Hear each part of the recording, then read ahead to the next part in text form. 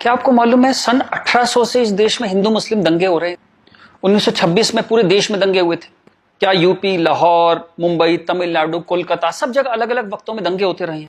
तो ये जो एक गंगा जमनी तहजीब है ये कहाँ है? अगर इतने दंगे होते रहे, सौ साल से दंगे हो रहे हैं, तो कहाँ है ये गंगा जमनी तहजीब? चलिए एक और तरह से देखते हैं। आजादी का आंदोलन चला, गांधी जी हमारे लीडर थे, हम सब उन्हें प्यार करते हैं, बहुत आदर करते हैं, कोई इसमें डाउट ही नहीं है। अंबेडकर से गांधी जी का एक बार टकराव हुआ तो गांधी जी ने आमरण अनशन कर दिया अंबेडकर के घर के सामने। ये बात है 1932 की। आखिर में अंबेडकर को झुकना पड़ा, पूना पैक्ट हुआ और अंबेडकर ने एक बात कही जो बहुत प्यारी है, जो मैं गैलीलियो की बात, टक्कर की बात मानता हूं, नेवरदलेस इट मूव्स, उस टक्कर की बात मैं मानता हूं। अंबेडकर ने कहा बात तो मेरी सही है, लेकिन इस वक्त आपकी जान चली जाए ये ठीक नहीं है, क्योंकि अभी देश को आपकी जरूरत है आजादी के लिए, तो मैं अपनी मांग वापस लेता हूं। हालांकि बात तो मेरी सही है। कितनी प्यारी बात थी। उस आमरण अनशन से अंबेडकर को झुकना पड़ा। 1939 कांग्रेस का अधिवेशन तिरुचुरी, सुभाष चंद्र बोस जीत गए थे कांग्रेस अध्यक्ष के लिए, सीतारामैया हार गए थे। लेकिन गांधी जी ने कहा कि नहीं, बोस नहीं बनेंगे वरना मैं छोड़ दूंगा कांग्रेस, ये वो बहुत कुछ टेंट्रम थ्रो किया। तो सुभाष चंद्र बोस ने त्याग पत्र दिया। यहां भी गांधी जी की जिद आगे आई। अंग्रेजों के खिलाफ भी उन्होंने भूख हड़ताल करी तो अंग्रेजों को झुकना पड़ा। तो लोगों के दिल में ये सवाल है, मेरे दिल में सवाल था, जब मैं 7th 8th स्टैंडर्ड में था तो मैंने अपने टीचर से पूछा था, जब जिन्ना ने कहा कि इस देश का पार्टीशन होगा, बंटवारा होगा, तो गांधी जी ने उसके घर के सामने आमरण अनशन क्यों नहीं किया? इस सवाल का जवाब कौन देगा? मुझे आज तक इस सवाल का जवाब नहीं मिला। खैर उसके बाद जिन्ना अड़ गए तो पार्टीशन हुआ।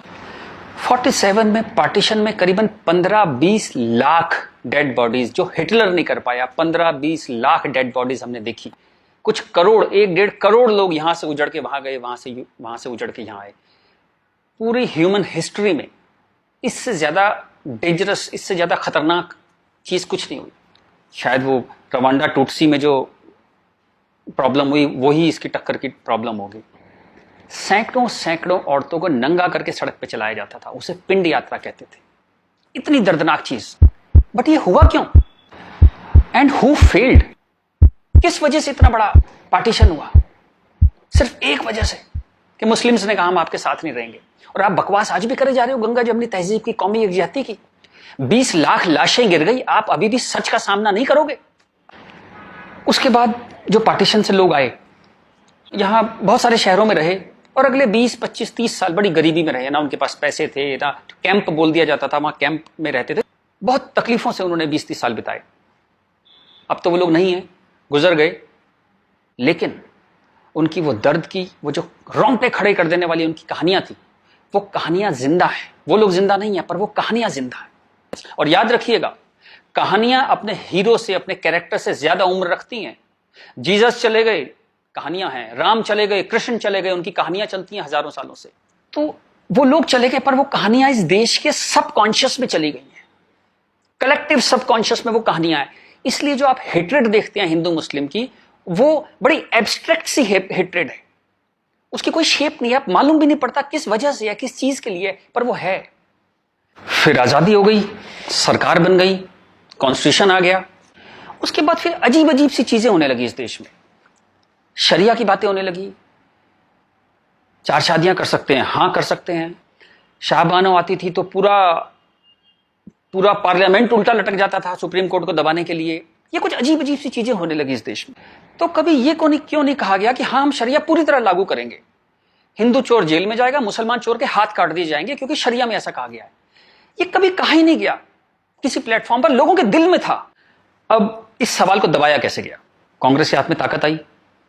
अब उसे इस बात से बचना था कि पार्टीशन हमारी वजह से हुआ, हम लोग फेल हो गए। तो उन्होंने सारे टेक्स्ट बुक अपने हिसाब से लेके, सारे यूनिवर्सिटीज के वाइस चांसलर्स और ये एनसीईआरटी, सीबीएसई, सबके हेड्स उन्होंने अपने आदमी भर्ती करने शुरू किए। उन्हीं लोगों को पद्मश्री देना शुरू किया, उन्हीं लोगों को तमाम मनसब और तमाम तरह की, वही चीफ गेस्ट बनते थे जलसों में। सारी टेक्स्ट बुक वैसी छपने लगी, जहां बस यही बताया जाता था कि दे दिया हमें आजादी, बिना खड़क बिना ढाल। और वो जवाहरलाल नेहरू या फूल लगाते थे और उस बच्चे उन्हें चाचा नेहरू कहते थे। लाइसेंस राज था, सारा प्रेस उन्होंने कंट्रोल किया। और खुद वो बड़े मजे से रोजा इफ्तार की पार्टियों में जाते थे। वो पार्टियां जहां ये बताया जाता था कि कोई मिसट्रस्ट नहीं है इन दोनों कौमों के बीच में, बढ़िया दावतें खा रहे थे, रोजा इफ्तार कर रहे थे। कांग्रेस बिकेम अ मछली मार पार्टी। उन्होंने मुस्लिम वोटों की फिशिंग स्टार्ट कर दी, यहां से फिशिंग स्टार्ट हुई। और अगेन वही बात, कैरेट, एक बार जब बात समझ में आ गई तो फिर जितने नए नए लीडर आने लगे, लालू, मुलायम and so on, Mamata Banerjee, सब वही फिशिंग में लग गए। मैं एक बड़ा इंटरेस्टिंग एक अपना परसेप्शन देना चाहता हूं आपको। ब्रिटिशर्स जो 47 में इंडिया छोड़ के चले गए, मान लीजिए आजादी के बाद वो यहीं रह जाते, मान लीजिए जैसे साउथ अफ्रीका में हुआ, वहां से जब अंग्रेज छोड़ के गए तो सारे अंग्रेज छोड़ के नहीं गए, बहुत सारे अंग्रेज वहीं रह गए अफ्रीका में। आप उनकी क्रिकेट टीम देखते हैं ना, सारे उनके ग्रीम स्मिथ और पोलक और सब उनके एबीडी, सारे उनके प्लेयर्स जो हैं, जो नेशनल हीरोज हैं, वो वाइट हैं। एक दो रबाडा वगैरह, रबाडा और वो सब खेल लेते हैं, बट मोस्टली वाइट्स खेलते हैं। अंग्रेज वहां से छोड़ के नहीं गए, वहीं रह गए। खैर नेल्सन मंडेला ने उनको इतना खूबसूरती से हैंडल किया कि उस देश में भी वरना पार्टीशन होता और ऐसा ही खून बहता, पर वो इतने ही स्मार्टली उन्होंने हैंडल किया। वो एक अलग कहानी है, पढ़िएगा उसके बारे में। इस दुनिया की सबसे इंस्पायरिंग कहानियों में से है जो मंडेला ने किया। Great great guy. खैर, अगर यहां ऐसा होता कि ब्रिटिशर्स यहां रह जाते, तो मैं आपको मेरा ये एक आकलन है, तो 20-30 साल बाद एक पॉलिटिकल पार्टी पैदा होती जो उनके वोट की फिशिंग करती, और हमें यह समझाया जाता कि हिंदुस्तानी और ब्रिटिशर्स में कभी कोई झंझट था ही नहीं। They were friends, they were happy. हम मिलके होली, दिवाली, ईद मनाया करते थे। और ये जनरल डायर, ये तो आप झूठी बातें हैं, जलियांवाला बाग में गोली चला दी जनरल डायर ने, ये सब एग्जेजरेशन है, राइट विंगर्स ने पैदा किया है। अगर अंग्रेजों के भी वोट यहां पे होते तो ये झूठ चलता रहा और Hindus got sick of it. पर कहने का कोई रास्ता नहीं था, कोई आउटलेट नहीं था इस बात को कहने का, कोई ऐसा चेहरा नहीं था वो जिसके साथ वो बात कहते कि वो एम्पैथी से हमारी बात सुनेगा। अब यहां मैं थोड़ी सी डिटूर लेना चाहता हूं। कांग्रेस ने इस देश की बहुत सेवा की है। अगर इतनी मॉडर्न आउटलुक के नेहरू जी ना होते तो देश यहां तक ना पहुंचता। उतनी भयंकर गरीबी में जब दंगे भी थे, वॉर भी थे, नेहरू जी ने इसरो के बारे में सोचा, एटॉमिक पावर के बारे में सोचा, आईआईटीज के बारे में सोचा। Great guy. जो उनकी अच्छाइयां वो अच्छाइयां हैं, बट इसी के साथ जो गलतियां भी उन्होंने बहुत बड़ी करी। एक इतनी बड़ी चीज को, एलिफेंट इन द रूम जिसको बोलते हैं, डायनासोर आपके सामने खड़ा था, आप उसे एड्रेस, उसका सॉल्यूशन नहीं निकाल पाए। कम से कम हाँ तो कहते डायनासोर खड़ा है। और झूठ ऐसे ऐसे चलाए, जैसे कश्मीर के बारे में झूठ चलाया। 370 का तो कुछ हो नहीं सकता भाई। महाराजा हरि सिंह ने यही शर्त पे विलय किया था कश्मीर का, क्योंकि 370 उन्होंने तब किया, तो कुछ हो ही नहीं सकता इसका। अब पता लगा ये झूठ है, महाराजा हरि सिंह ने ऐसा कुछ साइन ही नहीं किया था। ये तो दलाल टाइप के लोगों ने 1.5 साल बाद, 1.25 साल बाद लाए 370, और अंबेडकर ने साफ साफ मना किया कि नहीं है ये 370 नहीं लगाऊंगा, इतनी खराब है ये। फिर भी लगा दिया आपने, जबरदस्ती ठोक दिया आपने। अब मैं अपनी बात पे वापस आता हूं कि नरेंद्र मोदी कोई आदमी है ही नहीं, ये वो खूंटी है जिस पे पूरे देश ने अपना ये जो बरसों का गुस्सा है, 50 साल का नहीं, 150-200 सालों का गुस्सा टांगना शुरू कर दिया उस खूंटी पे। डिस्कशंस स्टार्टेड हैपनिंग, गुस्से को एक जगह मिली, एंगर फाउंड अ वेंट। चलिए एक और बात करते हैं। मेरा मानना है कि हम लोग एक एहसान फरामोश कौम है। जी बिल्कुल ठीक सुना आपने, हम एहसान फरामोश लोग हैं। गुरु अर्जुन देव, गुरु तेग बहादुर, बंदा बहादुर, भाई मती दास, हकीकत राय, गुरु गोविंद सिंह, आपने नाम सुने, सिख गुरुज, उनके साथी।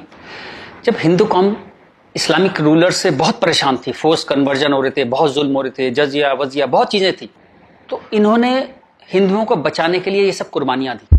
किस गुरु को जिंदा जला दिया गया, किसको गर्म तवे पे भून दिया, बात समझ रहे हैं आप, जैसे सब्जी बनाते हैं आप, गर्म तवे पे जिंदा भून दिया, किसको आरे में से बीच में से काट दिया, किसको रुई से बांध के जला दिया, किसके बच्चों को दीवार में चिनवा दिया, किसके बच्चों के दिल निकाल के बाप के मुंह में ठूस दिए।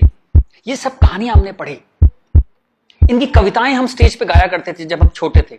हकीकत हूं, हकीकत को हकीकत जब बताऊंगा, हूं एक लाखों को हकीकत मैं बनाऊंगा। इस सारे जुल्म को सहकर हिंदुओं में से एक वॉरियर कौम पैदा हुई, खालसा।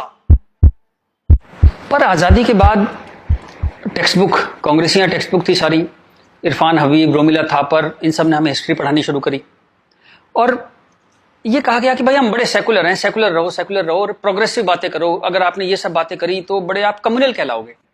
तो हम बड़े कंफ्यूज से हो गए कि क्या करें। तो कुछ समझ नहीं आया तो हमने सिखों पे जोक बनाने शुरू कर दिए। कल्पना कीजिए, हिंदुओं में से उठी हुई एक कौम जिसने इतने बलिदान दिए, आज हम उसके ऊपर चुटकुले बनाते हैं। बजाय उस कौम को सिर पे बिठाने के हम उस पर चुटकुले बनाने लगे। चलिए, ये वक्त भी देखा इस देश ने। यहां से प्रॉब्लम शुरू हुई।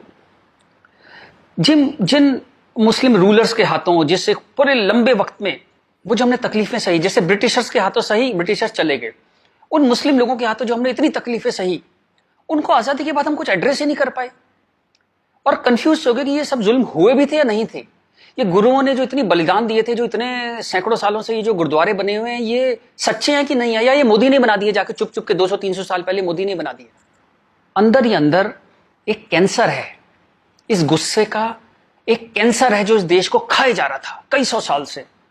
वो कैंसर पार्टीशन में दिखाई दिया, आपके दो हाथ काटने पड़े, एक भारत एक पाकिस्तान बन गया, एक बांग्लादेश बन गया, दो हाथ कट गए आपके अंदर इतना बड़ा कैंसर था। लेकिन आप क्या करते हैं, आप लिपस्टिक लगाते हैं, पाउडर लिपस्टिक लगा के आप कहते हैं भाई everything is well, all is well. चलिए इस प्रॉब्लम को एक और तरह से देखते हैं। तो ये भारत पाकिस्तान बांग्लादेश तीनों को मिला दें तो करीबन 50 करोड़ मुस्लिम लोग हैं यहाँ पे रहते हैं। ये कहां से आए? इतने मुस्लिम तो अरब में भी नहीं है, मिडिल ईस्ट में इतने मुस्लिम नहीं है। इस देश में पारसी भी आए, बुद्ध हैं, राजपूत हैं, सिख हैं, बहुत कौमें हैं, ये क्यों नहीं हो गए 50 करोड़? इस क्वेश्चन का क्या आंसर है? फिर एक दलाल टाइप के जो लोग हैं उन्होंने एक नया नैरेटिव स्टार्ट किया। ये पिछले 25-30 साल से ज्यादा जोर पकड़ा इस नैरेटिव ने, 20-25 साल से, कि ये प्यार से कन्वर्ट हो गए, ये हिंदू ही थे, प्यार से कन्वर्ट हो गए। वेरी गुड, वाह। ये कहा गया सूफी संत आते थे, दरवेश फकीर वकीर आते थे, उन लोग प्यार से कन्वर्ट हो गए। मैं आपको एक एग्जांपल देता हूं। जैसे हमारा एक बहुत बड़ा देश था, ऐसे एक बहुत बड़ा देश था पर्शिया, वहां पारसी रहते थे और वो कलाओं में, ट्रेड में, एजुकेशन में बहुत ऊपर देश था, उसकी वो पूरी सिविलाइजेशन बहुत हाई पे थी। ये मिडिल एजेस की बात है, मुस्लिम्स का अटैक हुआ, करीबन 25-30 साल में एक भी पारसी जिंदा नहीं बचा, सारे देश छोड़ के भाग गए, मर गए, लूट हत्या बलात्कार, और 25-30 साल में एक नया इस्लामिक मुल्क बन गया। बाद में जिस मुल्क का नाम पड़ा ईरान। सारे पर्शियंस कहां गए? कुछ भाग के तो हिंदुस्तान भी आ गए थे। वो प्यार से कन्वर्ट हो गए। ऐसा प्यार इस दुनिया ने कई बार देखा है, अफ्रीका में, एशिया में, ऐसा प्यार 25-30 कंट्रीज ने बर्दाश्त किया है और वो 25-30 कंट्री टोटल इस्लामिक बन गए। और लेटेस्ट कश्मीर, जब वहां से 3 लाख 4 लाख हिंदू भगाए गए तो वो प्यार से भागे वहां से और पूरा कश्मीर इस्लामिक हो गया। Make no mistake, it's a caliphate. जो बगदादी करता है खलीफा जो अपना साम्राज्य बनाता है जहां सिर्फ मुस्लिम होते हैं और अगर गैर मुस्लिम है तो उन्हें डिम्मी बन के रहना पड़ेगा, खत्म होकर रहना पड़ेगा, वो कैलिफेट है इस्लाम की। इस वक्त कश्मीर में, हिंदुस्तान में कैलिफेट है। 1921 में मालाबार में दंगा हुआ था, वहां भी कैलिफेट बनाने की कोशिश की गई थी। कुछ 50,000 या 1 लाख हिंदुओं को बाहर निकाल दिया था वहां से, फोर्स्ड कन्वर्जन किया था, तो तब नहीं बना पाए। लेकिन आज कश्मीर में कैलिफेट है, ध्यान रखिएगा। ये आपकी गुलदस्ता और कश्मीरियत, जमहूरियत, इंसानियत सबके बीच में एक कैलिफेट बन गई। लेकिन आप कहते हैं कुछ हुआ ही नहीं है।